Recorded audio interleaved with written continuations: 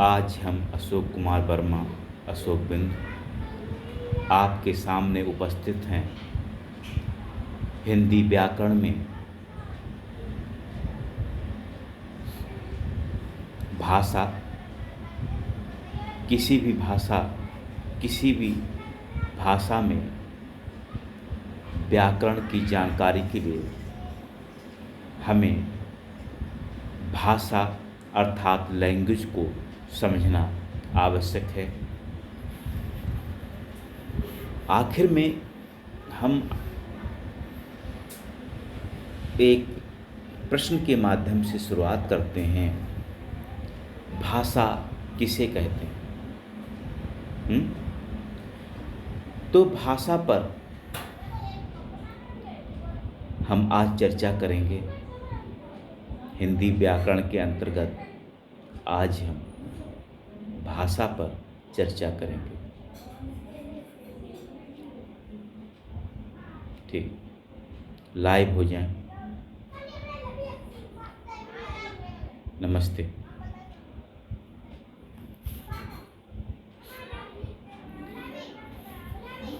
आप सभी जानते हैं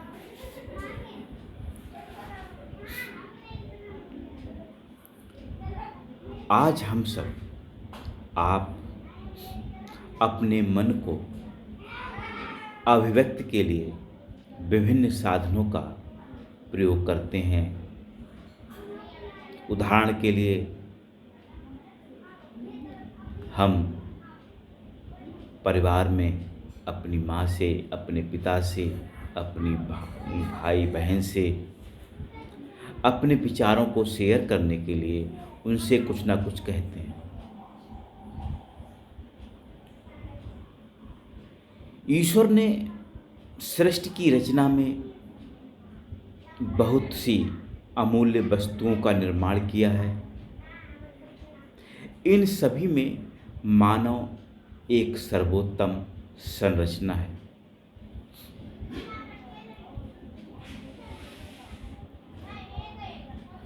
आदिकाल में मानव इस रूप में नहीं था जैसा कि आज हमें दृष्टिगत होता है।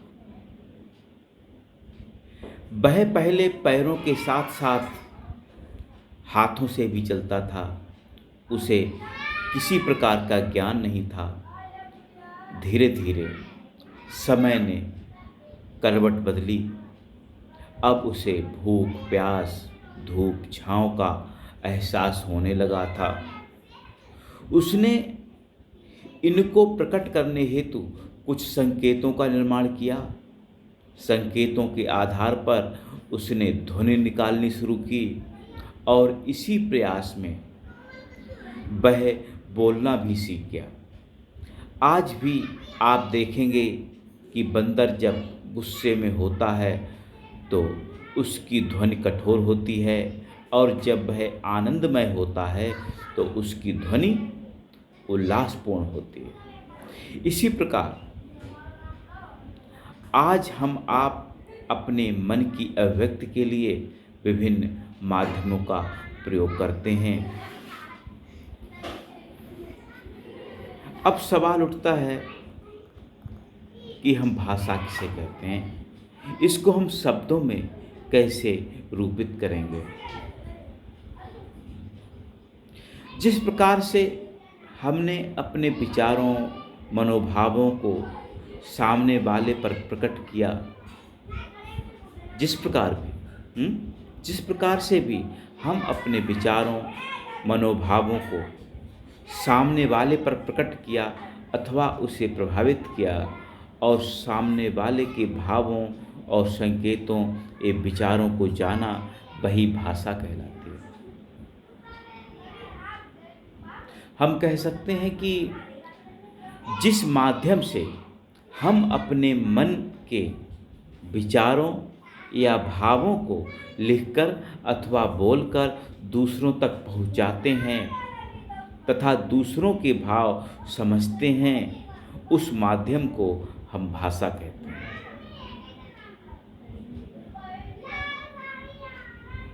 कोई शक, कोई संदेह? भाषा किसे कहते हैं? जिस माध्यम से हम अपने मन के भावों और विचारों को लिखकर अथवा बोलकर दूसरों तक पहुंचाते हैं तथा दूसरों के भाव समझते हैं, उस माध्यम को हम भाषा कहते हैं। भाषा के 3 रूप हैं मुख्य रूप से: सांकेतिक भाषा, लिखित भाषा और मौखिक भाषा। कितने रूप हैं? 3। कौन कौन से? सांकेतिक भाषा, लिखित भाषा और मौखिक भाषा। सांकेतिक क्या है कि हम संकेत कर रहे हैं, लिखित क्या हम लिख रहे हैं, मौखिक जो हम बोल रहे हैं।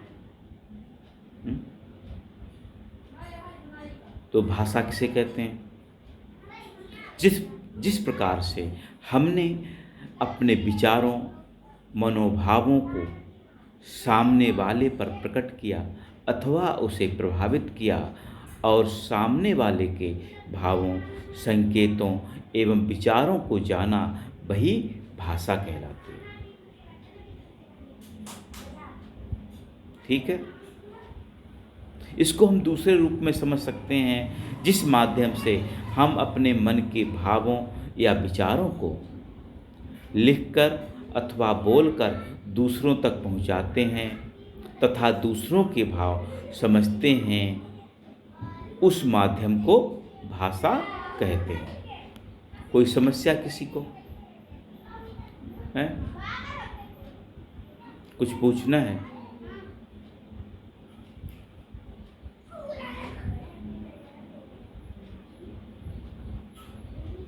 हम विभिन्न तथ्यों के आधार पर कह सकते हैं कि विभिन्न साधनों द्वारा अपने मनोभावों को प्रकट करते हुए प्रयुक्त संकेतों, उत्साहपूर्ण भावों एवं सुने हुए शब्दों को भाषा कहते हैं। भाषा के कितने रूप हैं? 3। सांकेतिक भाषा, लिखित भाषा और मौखिक भाषा। ठीक, इतना ही आज अभी याद कीजिए, फिर हम आगे बात करते हैं।